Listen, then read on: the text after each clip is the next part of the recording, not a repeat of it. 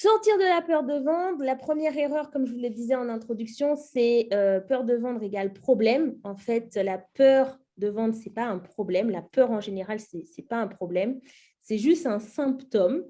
Et donc, du coup, c'est important de le savoir parce que moi, je me rendais compte que quand j'étais dans la peur, mon cerveau, il s'embrouillait. J'avais l'impression d'avoir un espèce de brouillard qui m'empêchait de réfléchir. Et du coup, plutôt que d'aller trouver des solutions, je restais dans cette peur. Et en fait, c'est le fait de rester dans cette peur et qu'elle dure qui fait qu'on ne passe pas à l'action, qui fait qu'on n'a pas de résultat. Et si on est dans le mindset, OK, c'est un symptôme, je vais voir ce qui se passe, qu'est-ce qui se passe plus profondément, et bien là, il y a des pistes de réflexion, de recherche qui commencent à se mettre. Et là, on arrive quand même déjà à passer à l'action. Alors, comment ça peut se manifester cette peur? Donc, les symptômes les plus connus, en tout cas que moi, j'ai eu chez moi et que j'ai vu chez les clients que j'accompagnais, c'est se dire « Oh putain, je délègue la vente parce que franchement, ce n'est pas mon truc. Voilà, moi, je ne fais pas ça, me vendre. » Ne pas se sentir à l'aise au moment d'annoncer le prix, ce que Jeanne nous disait. Faire du gratuit, mais oui, vous voyez, comme je suis coach débutant, il faut que je fasse du gratuit, quoi.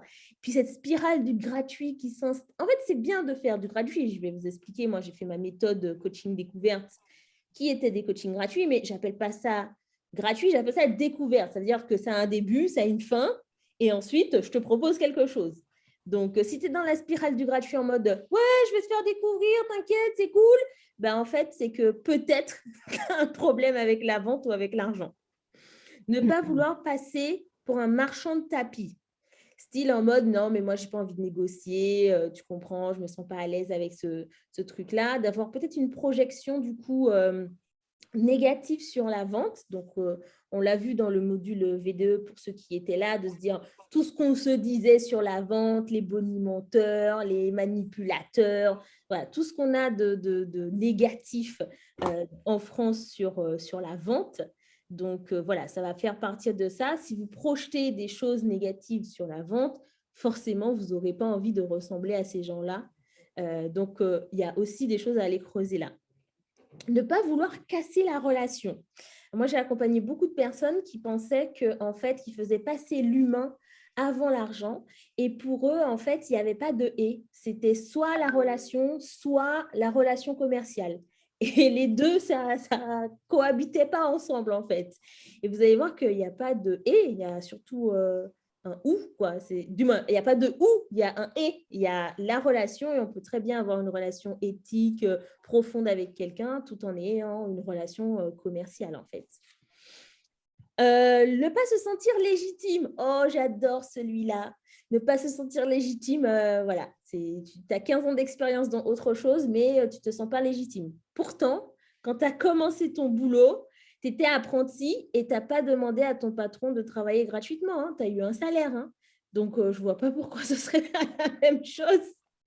Et le truc de se dire, mais non, mais c'est pas assez, j'en connais pas assez, il m'en faut plein d'outils.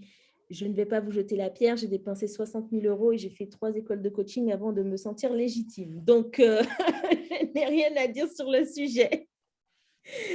Ou avoir l'impression que ce que vous faites n'est pas assez, que vous n'êtes pas assez aussi. Ça peut être un des sujets, un des symptômes qui peut causer cette peur par rapport à la vente. Donc, ce que je vais vous demander, il y a des petits numéros, vous voyez, entre chaque truc.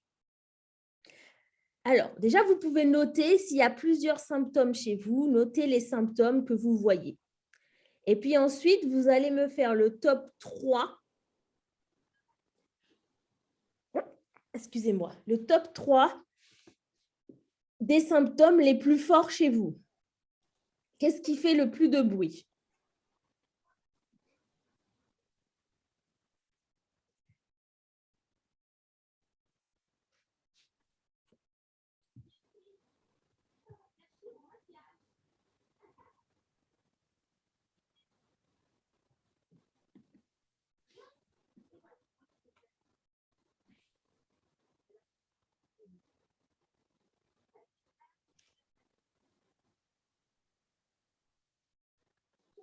Alors, pour Jeanne, c'est 2, 5, 6. Non, donc ne pas se sentir à l'aise par rapport au prix.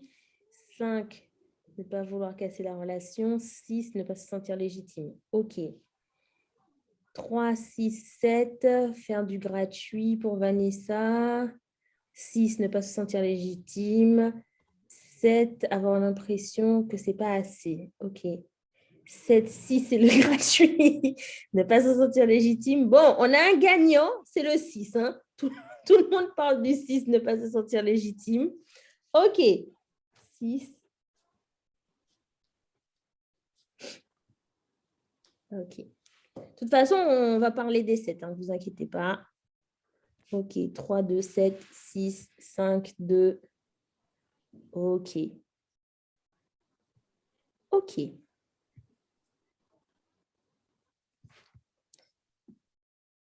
Est-ce que vous voyez mon écran? Vous voyez le chat ici ou pas sur mon écran? Ah, ça veut dire que ça gêne. Mince. Bon, on va le mettre là, parce que sinon, je ne peux pas vous voir. Bon, on va le mettre en bas pour l'instant. Alors, on ne le voit pas, ton chat. Hein. Comment? Vous ne le voyez pas, mon chat? Ton chat, on ne le voit pas. Ah, bah super. Donc, je peux le remettre comme ça, si vous parlez, je pourrai voir. Et vous voyez les têtes en haut ou pas? Non, vous voyez que le PowerPoint.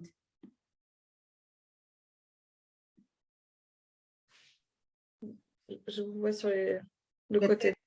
Les nôtres? Ouais, vous voyez sur le côté, c'est ça? Oui, sur le côté, quelques-unes. Mais ça gêne pas le PowerPoint, c'est ce que je voulais dire. Non, on le voit bien. Ok, super, magnifique. Merci beaucoup.